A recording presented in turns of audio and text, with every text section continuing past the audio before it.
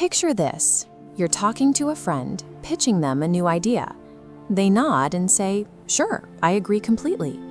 But while they say that, their arms are crossed tightly over their chest, and their lips are pressed into a thin, tight line. Your friend is actually having two conversations with you at once. There's the spoken conversation, which sounds supportive. Then there is the silent, physical conversation, the one their body is broadcasting. The problem is, most of us only ever listen to the words, completely missing the physical signals that reveal how a person actually feels. We can actually learn to read these physical signals, and the methods don't come from guesswork.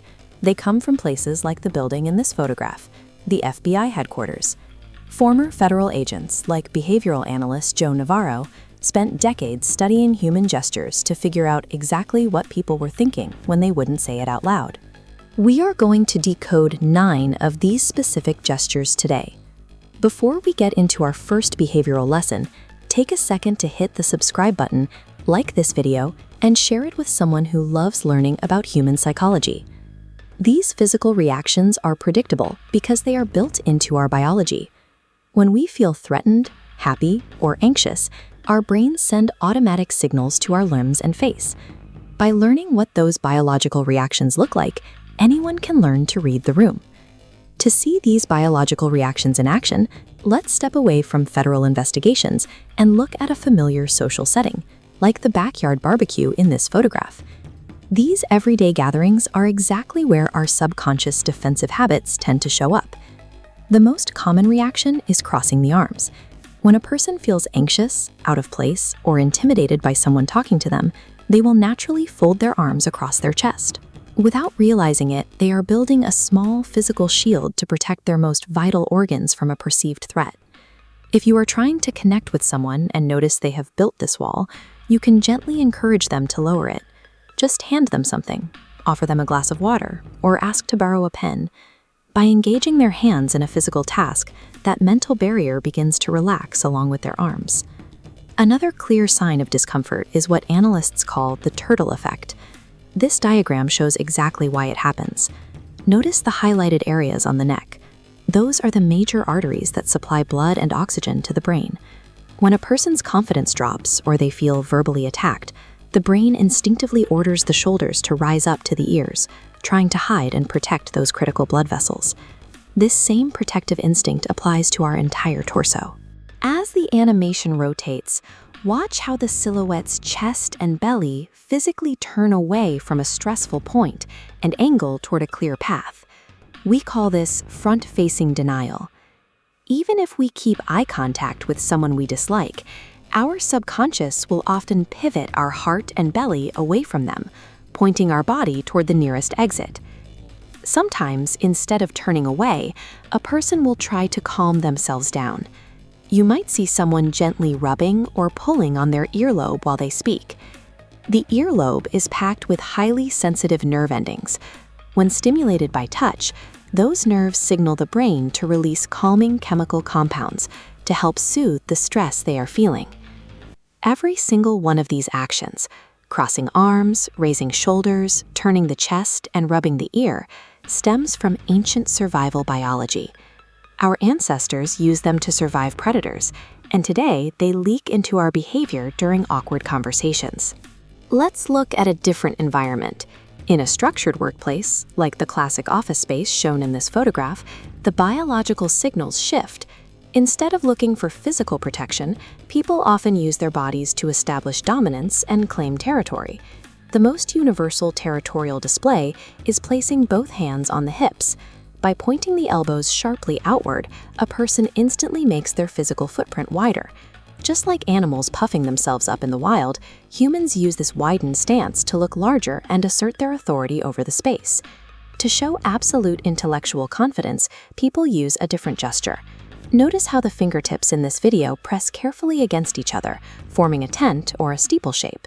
You will frequently see executives, politicians, and subject matter experts naturally form this shape when they are completely certain of the facts they are presenting. Conversely, when a person feels entirely safe and unchallenged in their environment, they might cross one leg over the other. In Western cultures, this posture exposes the body rather than shielding it. It signals that the person perceives zero threats in the room and feels comfortable enough to let their guard down. Context matters, however. While an American manager might see crossed legs as a sign of a relaxed, productive meeting, performing that same gesture in certain Middle Eastern or Asian countries can be viewed as an intentional display of disrespect to the elders in the room. By watching how people arrange their limbs and claim space, you can quickly determine the true hierarchy of a group. The person projecting the most physical authority is usually the one who feels they are in charge, regardless of what their business card says. Now that we understand how the body seeks safety and asserts power, we can look at the hardest thing for the human body to hide, the physical stress of telling a lie. Before we uncover the specific biological tell that exposes a liar, if you're finding this breakdown helpful, please click the subscribe button below. It helps us keep making these deep dives for you. Let's talk about the Pinocchio effect. In the fairy tale, Pinocchio's nose physically grows when he lies. While human noses do not get longer, scientific research confirms that they do undergo a distinct, measurable physical change during deception. This medical animation illustrates what happens under the skin. Look at the heat map localized around the nasal tissue. When someone tells a lie, they experience an immediate spike in mental stress. That internal pressure causes blood to rush rapidly into the fine tissue and blood vessels inside the nose, raising its temperature. As that localized heat builds up in the nasal tissue, it triggers a physical itch. This leads to an involuntary urge to scratch. As you see here, the person will instinctively reach up and rub or touch their nose to relieve the sudden stress-induced irritation. You can also watch the mouth for signs of hidden resistance. If someone pushes their lips tightly forward or pulls their mouth sharply to one side while listening to you, they are physically clamping down on their own words. It is a biological reaction to hearing something they strongly disagree with, even if they stay completely silent. Lying and suppressing disagreement require effort. They create a sudden burst of internal pressure. Because the body cannot contain that pressure, it vents it outward through an itchy nose or a twisted lip, exposing the truth regardless of the words being spoken. Let's put your new observational skills to the test. Let's run through 3 quick, everyday scenarios to see if you can translate the silent conversation. Scenario 1.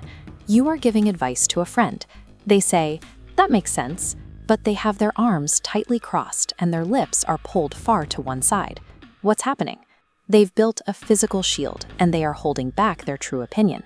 They are defensive and secretly disagree with your advice. Scenario 2. You are working on a group project. One of your coworkers starts delegating tasks while standing with both hands firmly on their hips, elbows wide. What are they doing? They are expanding their physical footprint. They are attempting to establish dominance and claim the territory as the group's leader. Scenario 3. You tell a joke. A friend laughs out loud, but immediately reaches up and starts massaging their earlobe. What does that mean? The earlobe rub is a biological self-soothing mechanism. Despite the polite laugh, the joke actually made them feel quite uncomfortable. By noticing these simple, predictable patterns, you can navigate social situations with a lot more clarity. You gain the ability to realize when someone needs reassurance, when someone needs space, and when someone isn't telling you the whole truth. Next time you're out in a crowd or sitting across the table from a friend, pay attention to where their hands go and how they hold their shoulders. You now know how to listen to the silent language all around you. Thanks for watching.